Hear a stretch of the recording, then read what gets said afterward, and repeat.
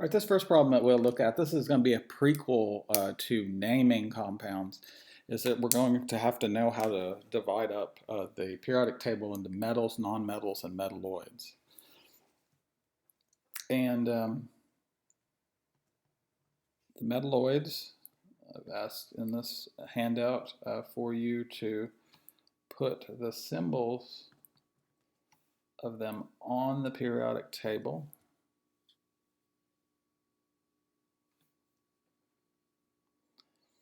And so one thing that can be a little bit tricky here is that different textbooks have taken slightly different definitions of the metalloids. And so when I ask you a question, I'm not going to ask you one that would be considered a metalloid in any of the textbooks. I'm going to still steer clear of that area. So it's not anything you have to worry about per se for me. But here are the metalloids. And then once we have those laid out, what we can do is I've asked to put an NM in anything that's a nonmetal. And there's one weird one. Okay, hydrogen is a nonmetal. And then everything else, though, is northeast of this metalloid line.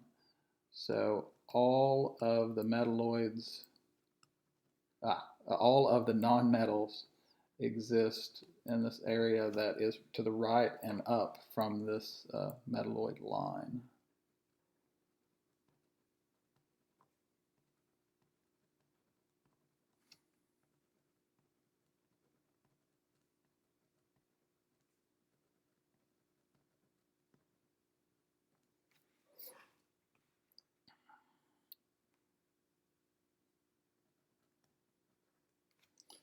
Okay, and then everything else, I'm not going to worry too much with being precise with this.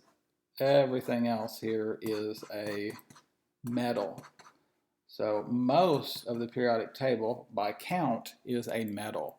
So all of this, all of these areas that we haven't marked here would be metals.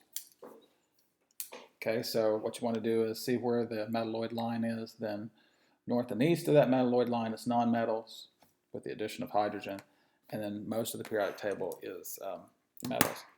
Again, because you guys will be taking the exam online, you can have a periodic table. You can use this one. This is chemicool.com.